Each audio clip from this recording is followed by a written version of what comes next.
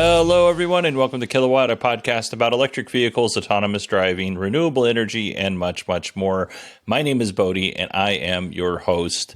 On today's episode, we're going to talk about a lot of different stuff, really. This is kind of one of those cleanup episodes. Like, there's lots of news stories that I wanted to talk about, but none of them really fit that well together. Normally, I try to create a narrative for this show and let one article kind of like flow into another. I don't know if I always am successful at that, but today I'm definitely not going to be successful at it because they don't seem to match and meld. A number of you wrote in and talked about my cynicism when it came to General Motors earnings calls. Thank you very much. Everybody was very positive. Even if they didn't agree with my take, everybody was very nice and very polite. So I always appreciate that. I think after talking to a few of these folks, I think what it really comes down to, and I kind of had this epiphany, is that I'm just disappointed in GM. I just want to be clear that I'm not tearing General Motors down because they're having a hard time getting the Ultium platform up and running. I think building an electric car or any vehicle or anything for that matter is extraordinarily difficult. What I'm frustrated with is their messaging, which from my perspective is just a lot of deflection. But anyway, we're not here to talk about that because honestly, I could go for another 20 minutes just on that subject alone. So let's move on to our EV news. Ocean One, which is a YouTube channel dedicated to the Fisker Ocean. The person that runs that channel did a 4,000-mile review on the pros and cons of the Fisker Ocean. The video is about 25 minutes long. I'll put a link in the show notes. I don't want to take anything away from this creator, but I really learned a lot about the Fisker Oceans. So, and I know some of you out there own Fisker Oceans, so if you want to watch it and tell me if this creator's thoughts and your thoughts are similar, let me know. My email is Bodie, BODIE at 918digital.com. On Sunday, February 4th, the National Association for Stock Car Auto Racing, or NASCAR, is debuting their first EV race car. We don't know much about this, but I'm really happy that it's happening. Not because I love racing. I think auto racing is fine. It's just not really for me. But because the technology that gets developed for these racing teams will eventually make its way down to us regular schlubs and maybe go into a car that we might buy someday. And I'm especially curious as to what NASCAR is going to do with the battery swaps or fast charging. I'm guessing these are going to be battery swaps, but we'll find out tomorrow, February 4th.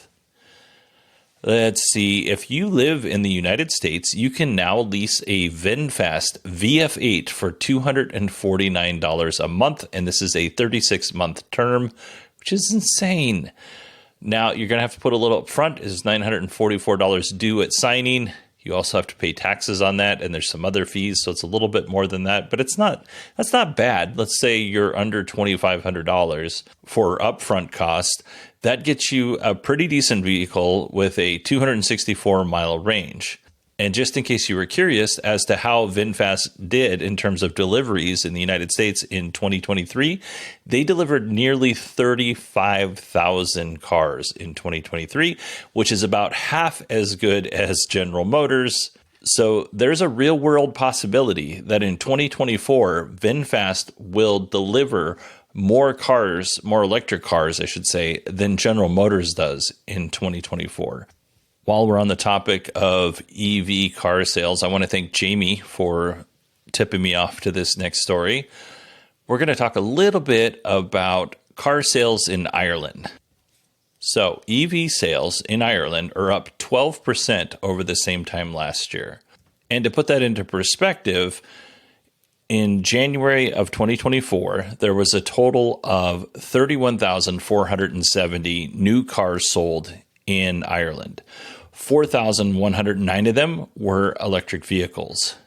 According to the Society of the Irish Motor Industry, or SIMI, these are the top 10 electric vehicles sold in January of 2024. Number one is Volkswagen. Then we have Hyundai, BYD, Kia, MG, Nissan, BMW, Skoda, which is owned by Volkswagen, Mercedes, and Volvo. So when Jamie sent this list, I was curious. It's like, why isn't Tesla in the top 10 of electric vehicles sold in Ireland? And Jamie wrote back very quickly, by the way. And Jamie said that cars tend to come to Ireland shores or the ports in waves, and it takes a little bit of time for them to go through customs. And right now there's a backlog of cars and probably other products waiting on documents to be processed. So I'll be curious to know what happens in February of 2023 in Ireland. And now we have two more quick little bits to wrap up our EV news segment. 268,785. Why is that number important? Well, that is Hyundai's global 2023 EV sales. It seems like this should go without saying, but the Ioniq 5 and Ioniq 6 made up the bulk of those sales. I don't have numbers for Kia or Genesis, just Hyundai at the moment, but when I do get those, I will pass them along as well. And then bringing things back to the United States, the overall auto industry rose 8% here in the US, but the EV industry grew by 29% in the fourth quarter of 2023. So what does that mean for you and me? Probably nothing. Just interesting gee whiz information. Since we were already on the topic, I figured I should just include it. All right, it's a new month. You know what that means. It's time to thank our patrons. And we are just going to go newest to oldest here in order. Starting off with Charles S., Paul, John, Just Another Nick, Charles F., Electron Raceway Fabricator, Scott, Gene, Chris B., Jamie, Mo Cowbell, Don, Christopher, Stephen, Alex, Alan, Friendly Sleet 66, Joseph, Jerbo, Steve, Bruce W., Isaiah, Howard, Bruce C., Michael, Rolando, Tommaso, Chip, Chris S. B., Sierra, Dale, Dawn, Cameron, Nate, Mark, and James. Those are our Patreon supporters. Moving on to our Acast Plus supporters, Ravi and Sean. Thank you all so much for supporting the show. It means a lot. I really appreciate your support. I haven't done the math yet, but I'm pretty sure this is the first year this podcast has ever broken even. And if it hasn't broken even, it is pretty close to breaking even. So thank you all so much for your generosity. I really appreciate it. If you're interested in supporting the show, you can go to patreon.com/kilowatt, or you can check the show notes and there'll be a link for supporting us on Acast or a link for supporting us on Patreon. Okie doke, let's go ahead and move on to our Tesla news. Tesla is building a small LFP battery cell factory with partner CATL in Nevada. Sounds like CATL had some extra machines laying around that weren't doing anything, so it seemed like a good idea for the two companies to get together and build a small factory that will supply cells for the megapacks. So that's pretty neat. Just imagine having enough equipment sitting around doing nothing that you're like, you know, would be useful. Let's just build a whole new factory because otherwise we're just not even going to use this equipment. And I would imagine that a small battery factory by today's standards would have been an enormous battery factory 15 years ago. Just guessing. All right. The National Highway Transportation Safety Administration was looking into steering issues found on some Tesla models. It sounds like it was mostly on the Model 3 and the Model Y. Well, they've gone beyond looking into the issue. They have now moved on to the engineering analysis. So they investigated it and they said, you know what, let's have some engineering folks look at it and see what they think. So that puts it one step closer to a recall. Apparently, Tesla owners were reporting a loss of steering control with the occasional message on the screen saying that power steering was either reduced or disabled, which made the car more difficult to turn. This may be caused by steering rack failures, which I would imagine if this does get to a recall, this is not going to be one of those recalls that can be fixed with a software update. It's actually going to be a physical fix. This could potentially affect 334,000 Teslas. Let's go ahead and jump into some Cybertruck news. There have been a lot of conflicting reports on the Cybertruck. There's a lot of people saying a lot of things about this truck, and some of it good, a lot of it bad. I'm not going to wade into that pool because if you bought this truck, enjoy it. Some of the criticism out there could be, valid criticism.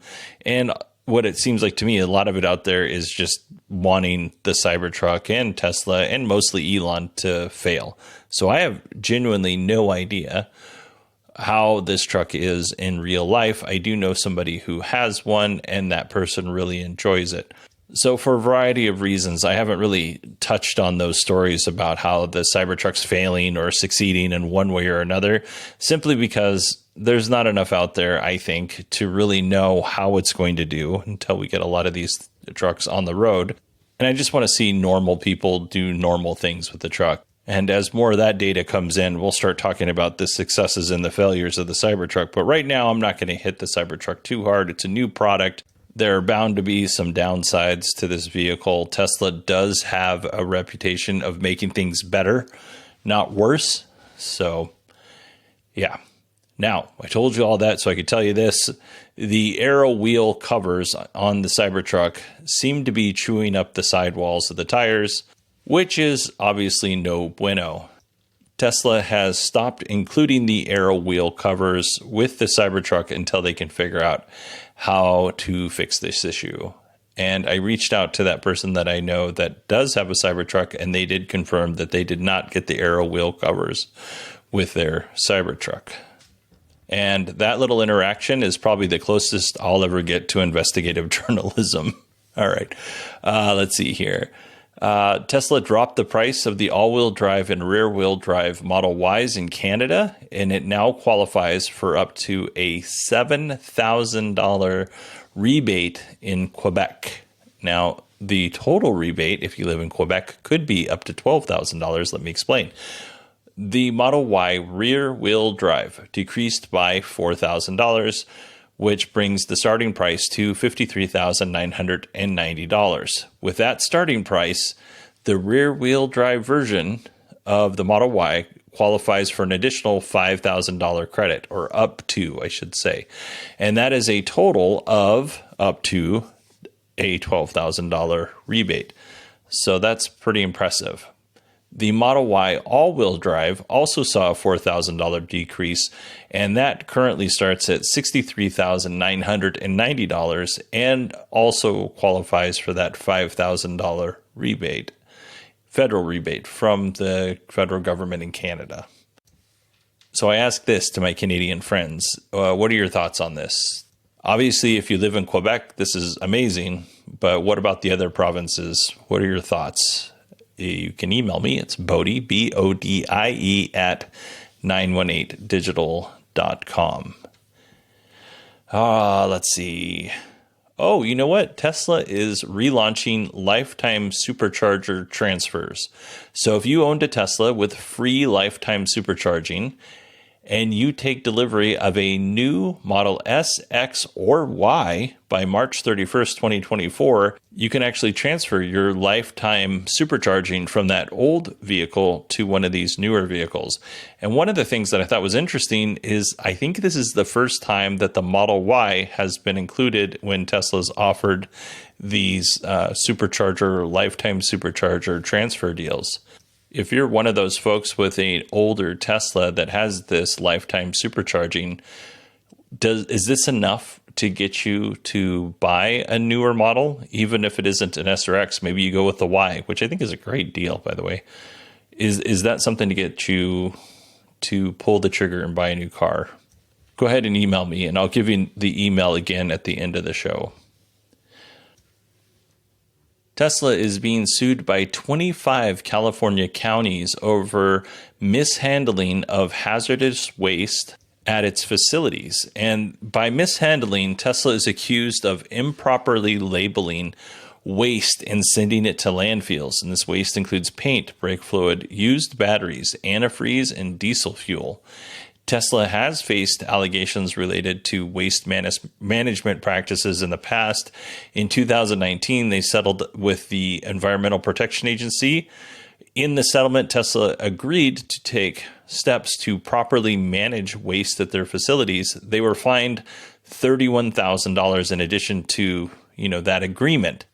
Now, that was in 2019. In 2022, Tesla was fined an additional $275,000 because they weren't keeping good records or any records, and they failed to minimize air pollutants from the paint shop at the Fremont plant. I'll definitely keep an eye on this story and report back when we know more. Okay, it's time for our final Tesla story. And this story is really, I'm just mentioning this because it's been in the news, and it's not really about electric cars, but it is about Elon and Tesla a little bit. Tesla was sued over Elon's $56 or $55 billion pay package, depending on which article you read. They do both. We're just going to go with $56 billion in this case. The lawsuit claims that the pay package is ridiculously high and shouldn't be that high. And to just give you an idea of how big this package is, $56 billion is about 6 times larger than the combined pay of 200 of the highest paid executives in 2021. This is according to Amit Batish of Ecular. Tesla is a $600 billion company. And Elon's pay package would be worth a little bit more than 9% of the total value of Tesla, which is insane. The plaintiff's side argued that Tesla's board had a duty to offer a more reasonable pay package or look for another CEO. The plaintiff also argued that the 12 goals that Elon had to meet were far too easy, and shareholders were not told how easy these goals were going to be to achieve. So Elon didn't take a salary, and in return, he got a pay package if he met certain goals. Tesla argued that shareholders were told that the goals were challenging yet attainable, which I would argue for $56 billion, they should probably be challenging and they should probably be attainable. From what I understand, the $56 billion pay package is made up of stock options that have a very low strike price, which would allow Elon to buy the stock ridiculously cheap. So the Delaware judge, because Tesla is incorporated in Delaware, called the compensation an unfathomable sum and that it was unfair to shareholders. Judge Kathleen McCormick of Delaware's Court of Chancery wrote the following in her ruling. The incredible size of the biggest compensation plan ever, an unfathomable sum, seems to have been calibrated to help Musk achieve what he believed would make a good future for humanity. Now, Elon and Tesla have argued that Elon's going to use this money to do all of these great things and send people to Mars, and maybe he will, and he probably will use some of it. But it doesn't seem like a judge's job is to award something to somebody based on what they might do with it, right? Like Elon could take this $56 billion and just put it all in the bank and do nothing else with it. That's his prerogative, or buy Tesla stock. The directors from Tesla argued that the pay package is designed to ensure that Elon continues to dedicate his attention to Tesla, to which SpaceX, the Boring Company, X, formerly Twitter, Neuralink, and XAI all laughed out loud, because Elon is definitely not giving his full attention to Tesla. Now, at this point, you should already be aware, the judge did side with the shareholders.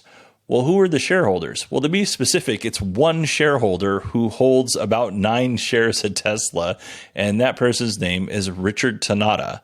Just for a little bit of reference, the California State Teachers Retirement System and some proxy advisory firms also agree that the pay compensation is way too high.